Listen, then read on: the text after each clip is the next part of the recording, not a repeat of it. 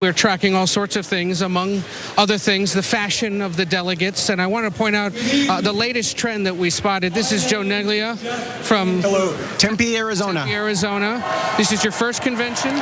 Well, the first one I attended. I was elected in 2022, but that one was canceled because of COVID. And I noticed what you're wearing on your right ear. This is the newest fashion trend. I'm getting this going. Everybody in the world is going to be wearing these pretty soon. It's the latest thing. My wife tells me I dress like an engineer, but I'm setting new fashion ground here. So. And you just made this in your hotel room today with an envelope or what? No, I folded it up on the bus on the way here. Very cool. But anyway, look, I'm gonna keep it real. The guy it's tongue in cheek. That he's talking about how he dresses like an engineer, and he's obviously mimicking the bandage that Trump has been seen now 2 nights running at the RNC with. That said, it is actually becoming a trend here, whether he intended it to or not. Here's a woman wearing what looks to be a tissue on her right ear. I think it's literally just tissue. It might be very sheer tape that is taped there, but you can see here's another woman wearing, I think, an actual full bandage across her ear. Here is a man wearing an American flag band-aid on the tip of his ear. I think that is a dangerous path to take with this particular trend because it might be seen to be implying that Trump could have gone in a more patriotic angle and declined to, and you're the true patriot and he's not. So I would go down that path. That seems risky. The video will continue in just a moment, but first I have a message for you. TYT needs your help. Membership is vital to survival. So please go to tyt.com/team and become a member today. I don't know which of them are serious about this and which are tongue in cheek. This is an environment that is hard to read. It's rabid and enthusiastic, and some of these people are literally insane. That said, I want to close with one more example. Here's a video for you.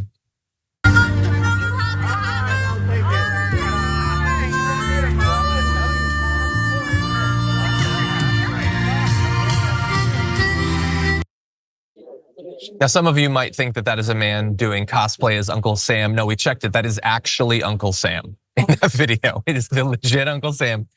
Anyway, Sharon, we love to break down fashion trends here on the Damage Report. What do you think about this one? Again, I sense some cult-like behavior here. You remember those bracelets that people, and I'm not casting aspersions, but they were like, what would Jesus do? You remember everyone had those little bracelets, not everyone, but a lot of people were wearing them.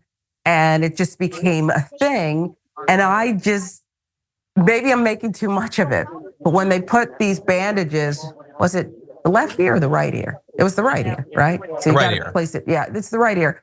Yeah. I just think that they're doing too much to pay homage to this. You know, the next thing you know, he's a war hero. No, we're glad that the former president, did not die at the result of an assassin. But he also is not a war hero.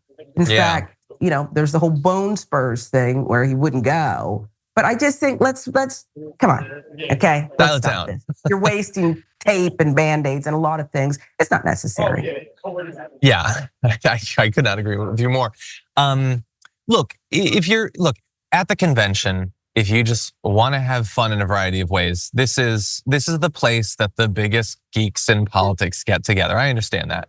And people are very enthusiastic. Most of them are chosen because they're so enthusiastic. So you can't be surprised by this stuff. I've seen worse fashion trends at conventions before. Everybody, Google what t-shirts get sold at places like this. I have one actually at the studio that I would not wear in public because it's so profane.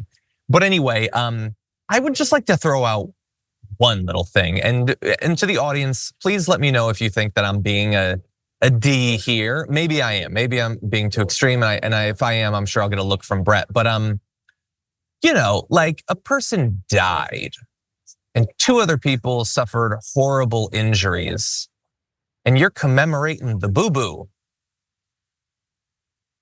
Person's life is lost, and you're like, let's focus on the.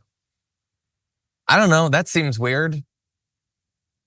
Look, we've been critical of a lot of the statements about like the hand of God sheltering him while it allows bullets to pass by and kill other people. Like, I just don't, like, people don't seem to think about what they're saying when they say things or what they're doing when they do things. They're just like, oh, here's one thing it means, and I like that, and that's enough. But I think it's sending a pretty disgusting message. I'm not saying they're intentionally doing that, And as I said, I gave the guy credit for being tongue in cheek, but I also think that that's a natural consequence of what you're doing. Anyway, quick thought, Sharon? No, I think you're exactly right. And yes, thank you for reminding us that people lost their lives, others were hospitalized, and everything is not all about the former president. And it's not funny. And I'm sure those people who are grieving that loss of life and wondering what's next wouldn't appreciate it either. I'm not trying to say that this is the worst, as you kind of noted, but let's move on from that. Yeah, it's super fast. Like I never try to speak for like the families of people who've like suffered horribly or whatever. I always give them total license. You can respond however you want, even in ways that I find reprehensible normally. And by the way, the family of the individual who died, they don't seem to like Biden. Biden called them almost immediately to offer condolences. They weren't interested. They didn't want to talk to him, which is their right. And Trump took a couple of days to call them, which seems odd. But anyway, he did it, and they seem to really like it, and they're totally free to do that. But that said, like if it was me, and I had lost my family member, and I saw people commemorating the boo-boo, I wouldn't like that. I mean, already so much of the societal conversation about it is about the person who suffered almost the least out of the story.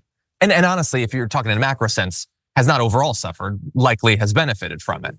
Only physically suffered in the most minor way. And to see that being so obsessively covered when you lost a person, a heroic person, I don't love it. I don't love it. But again, that's just me. They can respond how they will.